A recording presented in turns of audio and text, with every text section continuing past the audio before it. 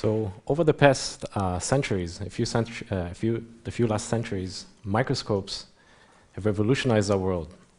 They reveal to us a tiny world of objects, life, and structures that are too small for us to see with our naked eyes. They had tremendous contribution to science and technology. Today I'd like to introduce you to a new type of microscope, a microscope for changes. It doesn't use optics like a regular microscope to make small objects bigger, but instead it uses a video camera and image processing to reveal to us the tiniest motions and color changes in objects and people, changes that are impossible for us to see with our naked eyes. And it lets us look at our world in a completely new way. So what do I mean by color changes? Our skin, for example, changes its color very slightly when the blood flows under it. That change is incredibly subtle, which is why when you look at other people, when you look at the person sitting next to you, you don't see the skin or the face changing color. When we look at this video of Steve here, it appears to us like a static picture. But once we look at this video through our new special microscope, suddenly we see a completely different image. What you see here are small changes in the color of Steve's skin magnified 100 times so that they become visible. We can actually see a human pulse. We can see how fast Steve's heart is beating, but we can also see the actual way that the blood flows in his face. And we can do that not just to visualize the pulse, but also to actually recover our heart rates and measure our heart rates. And we can do it with regular cameras and without touching the patients.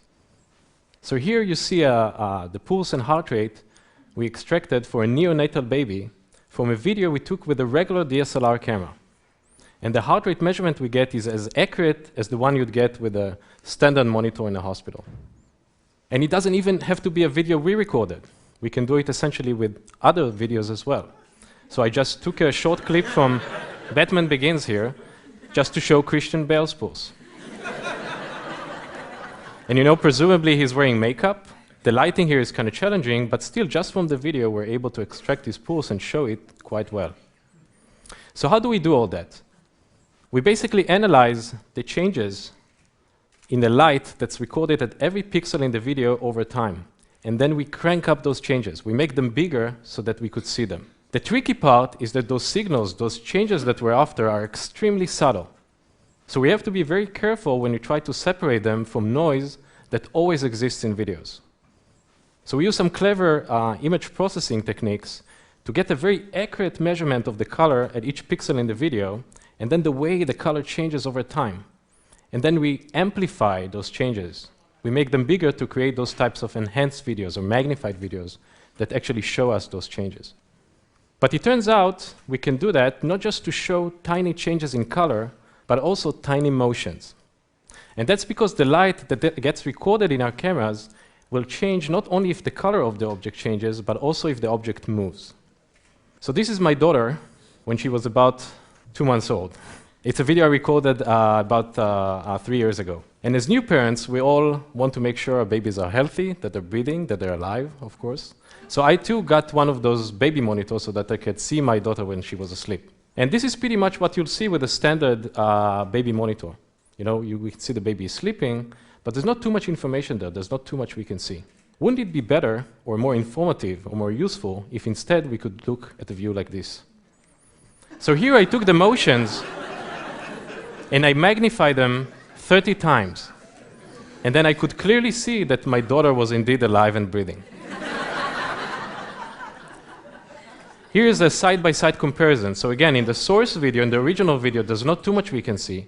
But once we magnify the motions, the breathing becomes much more visible. And it turns out there's a lot of phenomena we can reveal and magnify with our new motion microscope. We can see how our veins and arteries are pulsing in our bodies. We can see that our eyes are constantly moving in this wobbly motion. And that's actually my eye. And again, this video was taken right after my daughter was born, so you can see I wasn't getting too much sleep.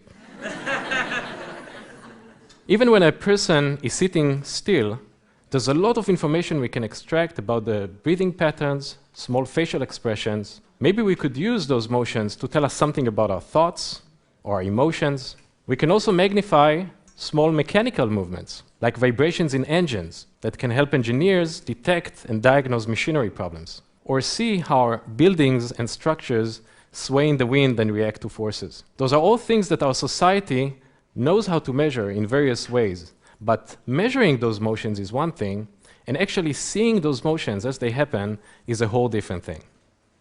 And ever since we discovered this new technology, we made our code available online so that others could use and experiment with it. It's very simple to use. You can work on your own videos. Our collaborators at Quanta Research even created this nice website where you can upload your videos and process them online. So even if you don't have any experience in computer science or programming, you can still very easily experiment with this new microscope. And I'd like to show you just a couple of examples of what others have done with it. So this video was made by a YouTube user called Tomez85. I don't know who that user is, but he or she used our code to magnify small belly movements during pregnancy. It's kind of creepy. People have used it to magnify pulsing veins in their hands. And it's not real science unless you use guinea pigs. And apparently this guinea pig is called Tiffany, and this YouTube user claims it is the first rodent on Earth that was motion magnified. You can also do some art with that. So this video was sent to me by a design student at Yale. She wanted to see if there's any difference in the way her classmates move. She made them all stand still and then magnified their motions. It's like seeing still pictures come to life. And the nice thing with all those examples is that we had nothing to do with them. We just provided this new tool, a new way to look at the world, and then people find other interesting, new and creative ways of using it. But we didn't stop there. This tool not only allows us to look at the world in a new way, it also redefines what we can do and pushes the limits of what we can do with our cameras. So as scientists, we started wondering what other types of physical phenomena produce tiny motions that we could now use our cameras to measure. And one such phenomena that we focused on recently is sound. Sound, as we all know, is basically changes in air pressure that travel through the air. Those pressure waves hit objects and they create small vibrations in them, which is how we hear and how we record sound. But it turns out that sound also produces visual motions. Those are motions that are not visible to us, but are visible to a camera with the right processing. So here are two examples. This is me demonstrating my great singing skills. And I took a high-speed video of my throat while I was humming. Again, if you stare at that video, there's not too much you'll be able to see. But once we magnify the motions 100 times, we can see all the motions and ripples in the neck that are involved in producing the sound. That signal is there in that video. We also know that singers can break a wine glass if they hit the correct note. So here, we're going to play a note that's in the resonance frequency of that glass through a loudspeaker that's next to it. Once we play that note and magnify the motions 250 times, we can very clearly see how the glass vibrates and resonates in response to the sound. It's not something you used to see every day. But this made us think, it gave us this crazy idea. Can we actually invert this process and recover sound from video by analyzing the tiny vibrations that sound waves create in objects and essentially convert those back into the sounds that produce them? In this way, we can turn everyday objects into microphones. So that's exactly what we did. So here's an empty bag of chips that was lying on a table. And we're going to turn that bag of chips into a microphone by filming it with a video camera and analyzing the tiny motions that sound waves create in it. So here's the sound that we played in the room.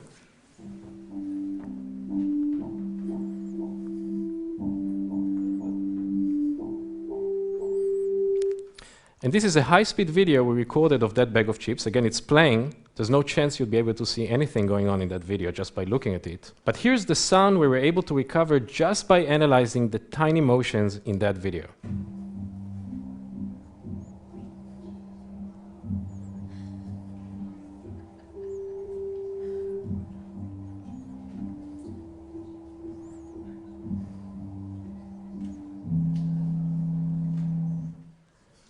I call it, thank you.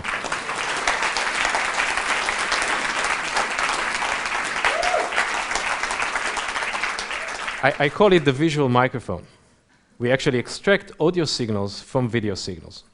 And just to give you a sense of the scale of the motions here, a pretty loud sound will cause that bag of chips to move less than a micrometer. That's 1/1000th of a millimeter. That's how tiny the motions are that we are now able to pull out just by observing how light bounces off objects and gets recorded by our cameras. We can recover sound from other objects, like plants.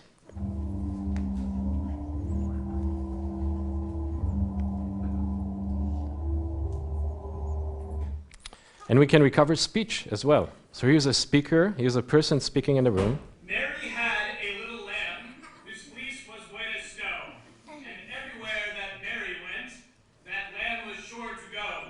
And here's that speech, again, recovered just from this video of that same bag of chips.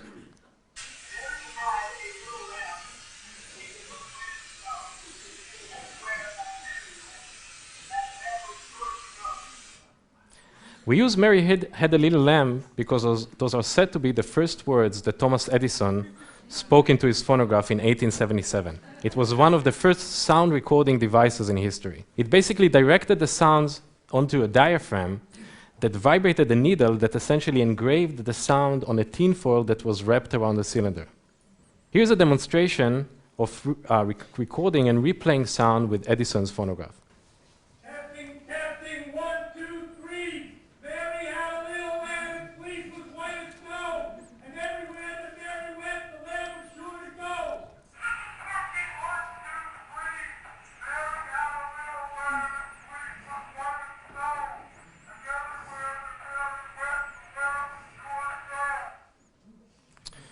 And now, 137 years later, we're able to get sound in pretty much a similar quality, but by just watching objects vibrate to sound with cameras.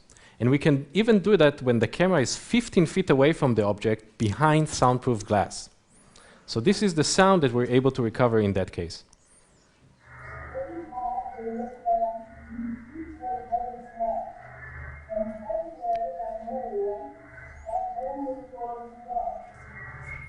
And of course, surveillance is the first application that comes to mind. But it might actually be useful for other things as well. Maybe in the future, we'll be able to use it, for example, to recover sound across space, because sound can't travel in space, but light can. We've only just begun exploring all the possible uses for this new technology. It lets us see physical processes that we know are there, but that we've never been able to see with our own eyes until now. This is our team. Everything I showed you today is a result of a collaboration with this great group of people you see here. And I encourage you and welcome you to check out our website, try it out yourself, and join us in exploring this world of tiny motions. Thank you.